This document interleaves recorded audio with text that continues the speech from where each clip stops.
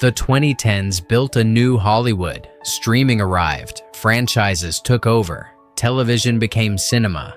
10 actors defined that decade.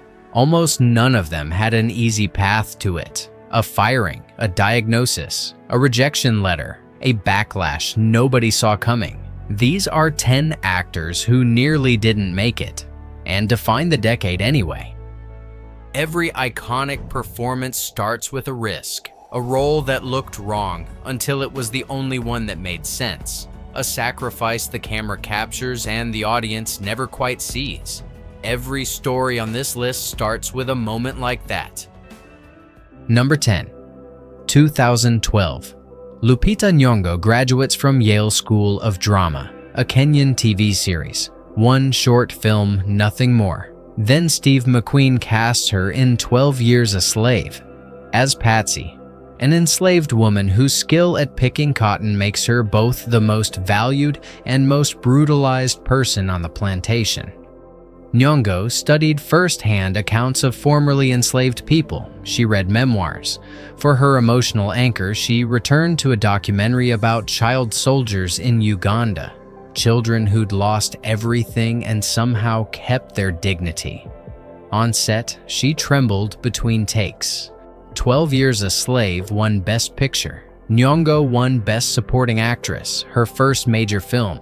Her acceptance speech, "No matter where you're from, your dreams are valid." Millions heard it.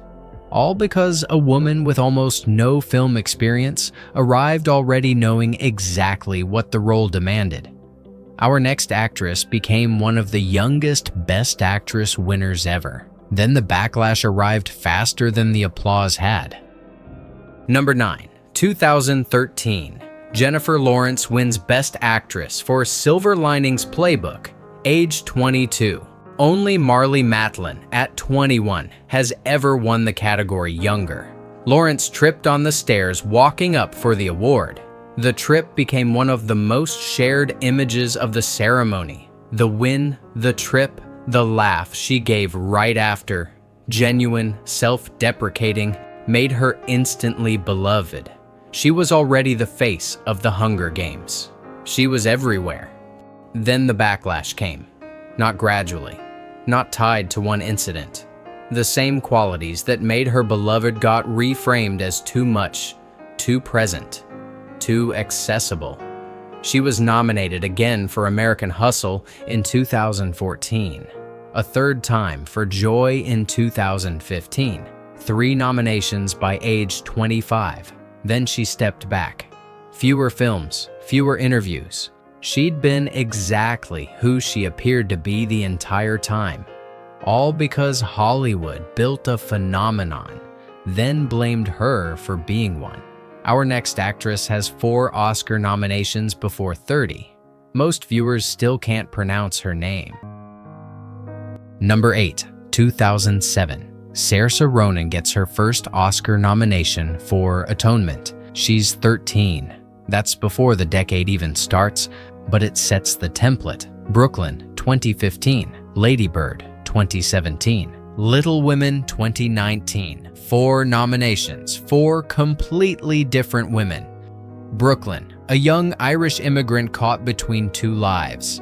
Lady Bird, a teenager who loves her mother completely and can't stand to be in the same room. Little Women, holding the emotional center opposite Streep Dern and Florence Pugh. She's the most nominated actress of her generation, still treated by parts of the industry as a prestige fixture rather than a phenomenon. Her name, for the record, is pronounced Saoirse. It means freedom. All because she's made freedom look effortless, and the industry keeps forgetting how hard that actually is. Our next actress was told her voice, her look, and her energy were all wrong for Hollywood. She won twice anyway. Number 7. Emma Stone grew up in Scottsdale, Arizona, certain she wanted to act. At 15, she made a PowerPoint to convince her parents to let her move to LA. Set to the song Hollywood Swinging, it worked. In LA, agents told her, repeatedly, that her look was too specific. Her voice too distinctive.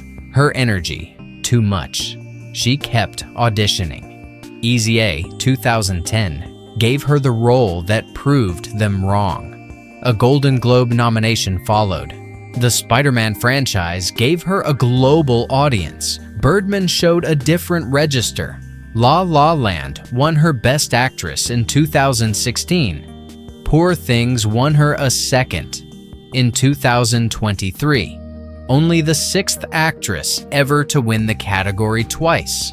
All because a 15-year-old's PowerPoint outlasted every reason a city gave her to quit.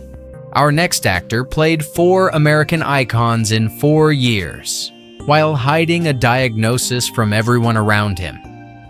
Number 6, 2013 to 2018. Chadwick Boseman plays Jackie Robinson, James Brown, Thurgood Marshall, and T'Challa. 4 icons, 4 years, 4 completely different men. In 2016, he's diagnosed with colon cancer. He's 39. He tells his directors nothing. He tells his cast nothing. He keeps working. Through Marvel's fight choreography, its stunt work, its physical demands, through surgeries and chemotherapy nobody on set knew about. People who worked with him only understood after his death what those disappearances between takes had actually meant. He never stopped. He finished every film. He died August 28, 2020, age 43. His posthumous nomination for Ma Rainey's Black Bottom came months later. At the ceremony, his category was announced last, an apparent expectation he'd win. He didn't. Anthony Hopkins won for The Father.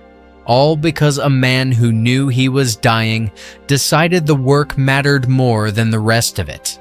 Our next actress went from a bed shared with a roommate in London to producing a billion-dollar film. Number 5. Margot Robbie was on the Australian soap Neighbours when Martin Scorsese cast her in The Wolf of Wall Street. She'd been sharing a bed with a roommate in London to save money when the offer came. Naomi LaPaglia. Precise, specific work, mostly overlooked next to DiCaprio's performance. Hollywood noticed anyway.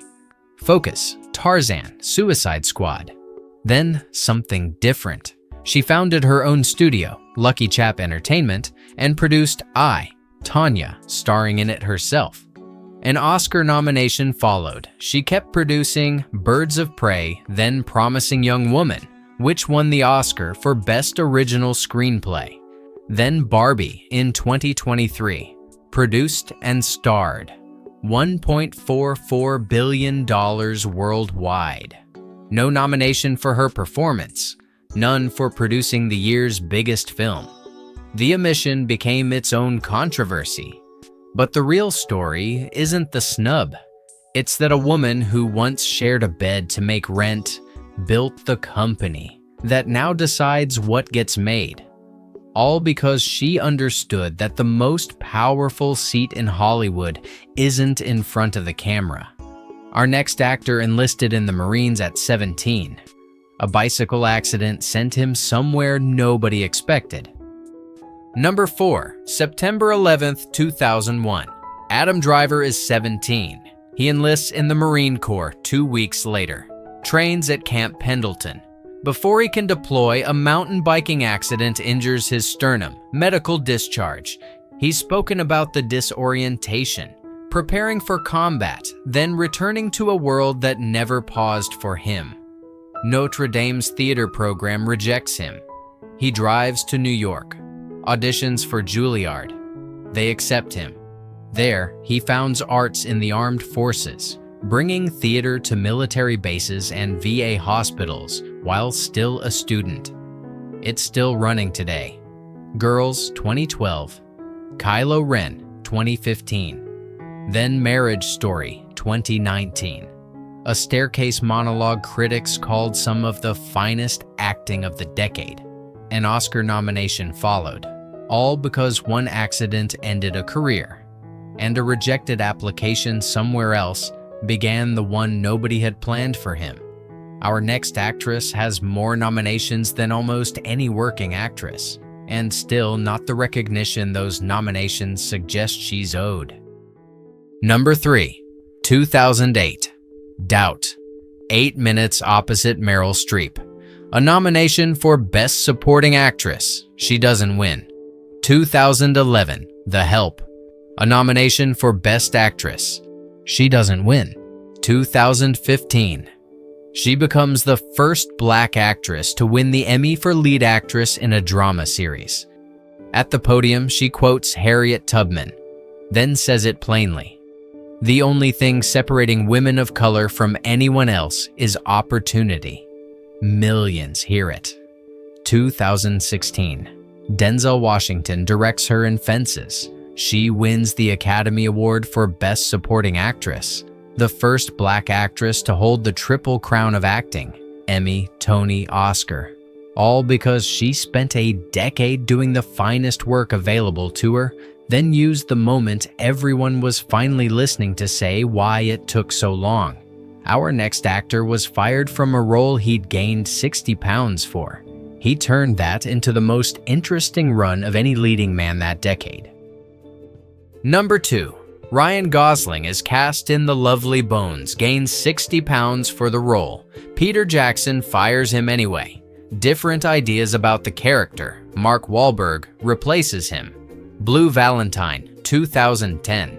A marriage shown at its beginning and its end simultaneously.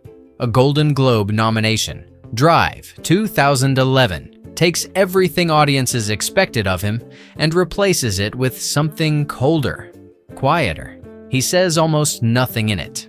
It's extraordinary. The Place Beyond the Pines, The Big Short, La La Land, where he actually learns piano, 3 months of practice, plays every note himself on camera.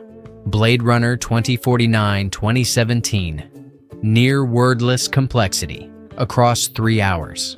All because he understood the most interesting career in Hollywood, says no to the obvious choice, and yes to the one nobody's asked for yet. And now, number 1. He prepared for over a year. Watched hundreds of hours of footage, wore prosthetic teeth, never sang a single note in the finished film, and became Freddie Mercury so completely that Queen's own guitarist sometimes forgot he was watching an actor. Number 1. Rami Malek prepares for Bohemian Rhapsody for over a year before filming starts. Hundreds of hours of Freddie Mercury footage, concerts, backstage material, interviews. He reads Mercury's letters, studies his photographs, meets repeatedly with Brian May and Roger Taylor, Queen's surviving members who produced the film, a movement coach, because Mercury's stage presence wasn't just energy, it was specific. The way he held the mic stand, the way he moved across a stage. A dialect coach for an accent shaped by a Zanzibar childhood and an Indian boarding school. Prosthetic teeth to replicate the overbite Mercury refused to fix. He believed it helped his range. Malek takes singing lessons, realizes he can't reproduce that voice. Nobody could. The final mix blends Mercury's own recordings, singer Mark Martel and Malek himself. Malek doesn't sing on camera. He performs to the track. The first time he sees himself in full hair and makeup, he calls it the most affirming moment of the process. Brian May later says watching him work was sometimes like watching Freddie. Not always. Sometimes. From the people who actually knew Mercury. That's the highest compliment there is. Bohemian Rhapsody opens to $50 million domestically, grosses over $900 million worldwide. Malek wins Best Actor. The film's original director, Bryan Singer, was fired before production finished, replaced by Dexter Fletcher. Though industry rules left Singer with sole directing credit, Malek has stayed careful about that in interviews. What mattered to him, he said, was doing justice to Mercury, to Queen, to the people who loved them. He did. All because he understood that playing someone that specific meant becoming specific himself, and spent a year making sure the camera found someone who'd done the work. 10 actors. 10 stories behind a decade everyone thinks they know. Lupita Nyong'o's first major film won her an Oscar. Jennifer Lawrence became one of the youngest Best Actress winners ever and got a backlash before she got the full credit. Saoirse Ronan has 4 nominations before 30. Most people still can't say her name. Emma Stone made a PowerPoint at 15. The industry spent years telling her she was wrong for it. Chadwick Boseman played 4 icons while privately dying. He never told a soul on set. Margot Robbie went from a shared bed in London to producing a $1.44 billion film. Adam Driver enlisted at 17. An accident ended it. Theater gave him something else entirely. Viola Davis used her moment to say exactly why the work had been so hard to find. Ryan Gosling got fired from a role he'd gained 60 pounds for, then built the most interesting run of any leading man that decade. And Rami Malek spent a year becoming someone else so completely that Freddie Mercury's own bandmate sometimes forgot he wasn't real. These weren't just careers, they were the decisions that built the decade. Which story surprised you most? Leave it in the comments. And we'll see you in the next one.